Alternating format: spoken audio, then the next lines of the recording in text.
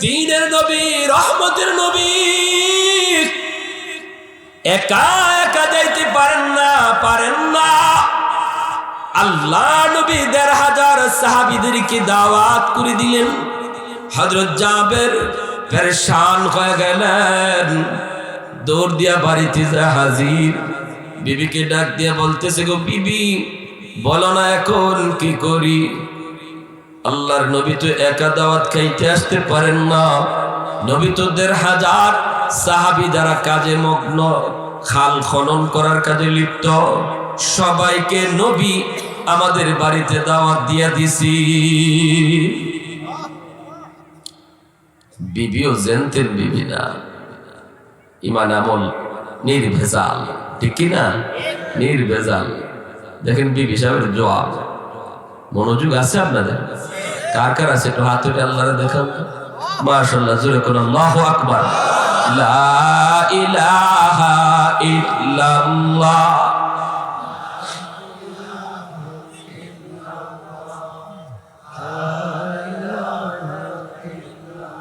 জোরে লা ইলাহা ইল্লাল্লাহ।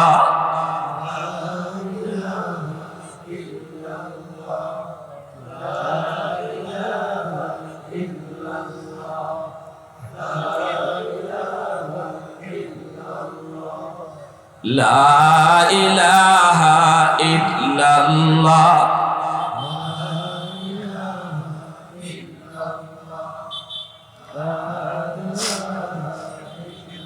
লা ইলাহা ইল্লাল্লাহু মুহাম্মাদুর রাসূলুল্লাহ। জোরে সুরে বলি সাল্লাল্লাহু আলাইহি ওয়াসাল্লাম। আল্লাহর নবী বলেন, আইয়ুমা ইমরাতিন ইযা সাল্লাত খামসাহা ওয়া সামাত শাহরাহা ওয়া হাফিজাত ফারজাহা ওয়া আতাআত বালাহা, কোন মহিলা যদি 4টা কাজ ঠিক মতো করে, নামাজ ঠিক টাইমে পড়ে, রোজা ঠিক মতো রাখে, নিজের সতীত্ব রক্ষা করে, পর্দা যদি ঠিক মতো আল্লাহর কোন বান্দি পালন করে, পর পুরুষের সামনে যায় না, না মামাতো ভাই, খালাতো ভাই, মামাতো ভাই, ফুফাতো ভাই, চাচাতো ভাই, এমন কোন বেগানা পুরুষের সামনে সে যায় না। চাচাতো ভাই, খালাতো ভাই, মামাতো ভাই, ফুফাতো ভাই সব হলো বেগানা, তাদের সাথে দেখা করা হারাম। গ্রামের সম্পর্কের চাচা, গ্রামের সম্পর্কের নানা, গ্রামের সম্পর্কের দাদা, গ্রামের সম্পর্কের মামা, চাস্তলি মামা, চাস্তলি চাচা, সবার সাথে মহিলাদের দেখা করা হারাম। যদিও সে গ্রামের দাদা হয়, যদিও সে গ্রামের সম্পর্কে নানা হয়, সব কিছু হারাম। একমাত্র আপন ভাই, একমাত্র আপন ভাই ছাড়া কোনো ভাইয়ের সাথে দেখা করা যায় না। আপন দাদা ছাড়া কোনো দাদার সাথে দেখা করা যায় না। আপন নানা ছাড়া কোনো নানার সাথে দেখা করা যায় না। আপন চাচা ছাড়া কোনো চাচার সাথে দেখা করা যায় না। আল্লাহর কোনো বান্দি যদি এইভাবে নিজের ইচ্ছে চালায়, এইভাবে চালাইতে হলে তার দ্বীনি শিক্ষা দরকার। এতটুকু বুঝ তার অন্তরে নিতে হলে তার মাদ্রাসার পড়ালেখা দরকার, কোরআনের শিক্ষা তার জানা থাকা দরকার। আল্লাহর কোরআনের আয়াত, এই আয়াত সম্পর্কে কতগুলা পুরুষের সাথে তার দেখা করা যায়, তাদের সম্পর্কে জানতে হলে কোরআন পড়তে হবে, দিন শিখতে হবে। ঘরের ভিতরে দিনই পরিবেশ আনতে হলে আগে নিজে দিন শিখতে হবে। মা যদি দিনদার হয়, সন্তান দিনদার হয়। মা যদি নামাজি হয়, সন্তান নামাজি হয়। মা যদি পর্দানিশীন হয়, সন্তান পর্দা করা শিখে, ঠিক না? কারণ হলো বাবার চেয়ে মাকে সন্তানরা বেশি টাইম পায়। গর্বে ছিল তাও মায়ের পেটে, দুধ পান করেছে তাও মায়ের সাথে। একটু বড় হওয়ার পর ঘর থেকে যতক্ষণ ঘরে ছিল তাও মাকে দেখে। বাবা তো কাজ কামে পাখিরে থাকে, এজন্য সন্তান মাকে বেশি টাইম পায়। মার আমলের আসরটাও সন্তানের উপরে বেশি পড়ে, এজন্য বাবার চেয়ে মার আসরটা সন্তানের উপরে বেশি পড়ে। তাই মার দিনদার হওয়াটা বেশি জরুরি। বেশি জোরে বলেন না। মা নামাজি হওয়াটা বেশি জরুরি, মা পর্দানিশীল হওয়াটা বেশি জরুরি। কারণ বাবার চেয়ে সন্তানরা মাকে বেশি টাইম পায়, মাকে বেশি টাইম দেখে। মার কথা শুনে, মার আমল দেখে মা যদি নামাজি হয়, শিশু বাচ্চাটাও মার সাথে নামাজে দাঁড়ায় যায়, ঠিক কিনা? মা যদি মাথায় কাপড় পরে, দেখবেন আপনার ছোট্ট মেয়েটা সেও মাথায় ওড়না দেয়, শিখে যায়, শিখে যায়, শিশুবেলা থেকে শিখে যায়। এজন্য নবী বলেছেন আল মারআতু রা'য়াতুন আলা বাইতি যাওজিহা ওয়া ওয়ালাদিহি। কিয়ামতের ময়দানে সন্তানের ব্যাপারে আল্লাহ মাকে বাবার চেয়ে বেশি জিজ্ঞাসা করবে। বাবাকে আল্লাহ যদ্দুর জিগাইব, মাকে আল্লাহ দুইবার জিগাইব সন্তানের ব্যাপারে। বাবাকে জিগাইব একবার, মাকে জিগাইব দুইবার, মাকে ডাবল প্রশ্ন করা হবে, কারণ সন্তান তোমার কাছে বেশি টাইম ছিল, ঠিক কিনা ভাই? এজন্য মহিলা মাদ্রাসার এত দরকার, এজন্যই মহিলা মাদ্রাসার এত প্রয়োজন। পুরা ঘরটা আউলা জাউলা হয়ে যাবে যদি একটা মহিলা এরকম ভাবে খারাপ হয়, ঠিক কিনা? একজন মহিলা যদি খালি চরিত্রহীন হয়, অথবা সে কি হয়, এরকম বেফরদা হয়, উশৃঙ্খল হয়, পুরা ঘরের শান্তি মুহূর্তের ভিতরে নাই। এজন্য আল্লাহ নবী কইছে খালি সুন্দর দেখে বিয়া করিও না। খালি সুন্দর দেখে বিয়া করে ইহুদিরা, খালি মান দেখে বিয়া করিও না, খালি মান দেখে বিয়া করে খ্রিস্টানরা, খালি বংশ দেখে বিয়া করিও না, খালি বংশ দেখে বিয়া করে আরবের কাফিররা।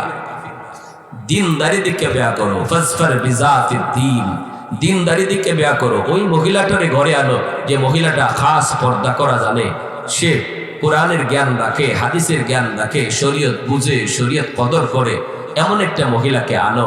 সাথে যদি তুমি সুন্দর পাও সেটা প্লাস, কিন্তু মূল সুন্দর না, মূল বংশ না, মূল সম্পদ না। নবী কয় মূল দেখো তার ভিতরে দিনদারি আছে কিনা, তাহলে ঘরটা সুন্দর হবে, শান্তির হবে। আমার ভাইরা বন্ধুরা, তো এই অবস্থায় হযরত জাবের রাদিয়াল্লাহু তাআলা আনহু যখন বিবিরে বলছেন, বিবি কয় টেনশন করেন না, আপনি এত পেরেশান হয়েছেন কেন, আপনি আমার একটা প্রশ্নের জবাব দেন। ওই বিবি বলতেছে কি প্রশ্ন? প্রশ্ন হলো আল্লাহর নবীকে দাওয়াত কে দিছে? হযরত জাবের বলেন নবীকে দাওয়াত তো আমি দিছি। এইবার বিবি কয় তাহলে ১৫০০ সাহাবীকে দাওয়াত কে দিছে? আপনি বলেন না আমি দেই নাই, মায়ার নবী নিজে দিছে। এমনি জাবেরের বিবি মুস্কি হাসে, স্বামী গো তাহলে টেনশন নাই, টেনশন নাই। আমার রহমতের নবী যদি নিজের জবানে দাওয়াত দিয়ে থাকেন, তাহলে আল্লাহ পাক তার বন্ধুর জবানের কদর, বন্ধুর জবানের ইজ্জত আল্লাহ কেমনে রাখবে সেটা আল্লাহ বুঝবে। আলহামদুলিমান কদ্দারা খাইরাম ওয়া খাবালা, আলহামদুলিমান কদ্দারা খাইরাম ওয়া খাবালা, ওয়া শুকরু লিমান সাওয়ারা হুসনাম ওয়া জামালা, ফারদুন সামাদুন আন সিফাতিন খালকি বারিউন, রব্বুন আযালিয়্যুন খালাকাল খালকা কামালা, লা জিদ্দা ওয়ালা নিদ্দা ওয়ালা হাদ্দা লিমাওলা, লা জিদ্দা ওয়ালা নিদ্দা ওয়ালা হাদ্দা লিমাওলা, আল আনা কামা কানা ওয়া লাম ইয়ালকা যাওয়ালা, আল আনা কামা কানা ওয়া লাম ইয়ালকা যাওয়ালা। প্রশংসা করব কার? শান্তির মালিক কে? সুখ শান্তি দেওয়ার মালিক কে? সন্তান দেওয়ার মালিক কে? ঘরে রহমত বরকত দেওয়ার মালিক কে? একজনের কোটি টাকা আছে কিন্তু ঘরে শান্তি নাই, আসেনি না নাই? আর একজনের কোটি টাকা নাই কিন্তু ঘরে শান্তি আছে, আলহামদুলিল্লাহ। তাহলে শান্তি দেওয়ার মালিক কে? টাকা দিয়ে এসি কিনা যায়, শান্তি কিনা যায় না। টাকা দিয়ে ওষুধ কিনা যায়, ঘুম কিনা যায় না, ঠিক কিনা? এগুলা দেওয়ার মালিক কে? আল্লাহ বলে বান্দা তুমি শুধু আমার কাম করো, আমারে মান্য চলো, আমারে পাশে রাখিয়া তুমি ঘুমাও, আমারে পাশে রাখিয়া তুমি যুদ্ধে নামো, দেখবা আমি আল্লাহ, তুমি দাঁড়ায় থাকবা আর অ্যাকশনে যাব আমি। ওমা রামাইতা ইয রামাইতা ওয়ালাকিন্নাল্লাহ রামা। আল্লাহ তার বন্ধুরে নিজে কয়, বন্ধু বদরে তুমি মারছো না তো, তুমি দাঁড়ায় আছিলা, মারছি তো আমি আল্লাহ। যারা কন্না সুবহানাল্লাহ, আল্লাহু আকবার। ওই আল্লাহর আমরা আজকে ভুলে গেছি। ওই মালিককে আমরা ভুলে গেছি। এজন্য আল্লাহ নারাজ হয়ে গেছে আমাদের উপরে। বান্দা তুই কারে ডাকবার কথা আর ডাকস কারে? তুই কারে খুঁজার কথা আর খুঁজস তুই কারে? তোর কাছে কি ইতিহাস নাই বদরের, উহুদের? তোর কাছে কি খন্দকের ইতিহাস নাই? তোর কাছে কি আহজাব, ইয়ারমুক, যুদ্ধের ইতিহাস নাই? আমি আল্লাহ ফেরাউনরে ডুবাইছি, নমরুদরে মারছি, আবাবিল পাখি দিয়ে আব্রাহারে ধ্বংস করেছি। ইতিহাস তুমি শুধু পড়ছো, একিন তো জন্মে নাই। তাহলে তুমি আমেরিকারে ডাকো কেন? ভারতরে ডাকো কেন? আমি আল্লাহরে ডাকো, আমারে ডাকো। আমি তোমার সাথে আছি কিনা এটা শুধু দেখো। আলহামদুলিল্লাহ, ফিলিস্তিনের মুসলিম মুজাহিদ, আমার মুজাহিদ ভাইরা, হামাস বীর যোদ্ধারা, তারা এইবার আল্লাহর সাথে লইয়া নামছে। জোরে কন্যা মিয়া, এইবার মুসলিম মুজাহিদরা আল্লাহর সাথে লইয়া নামছে।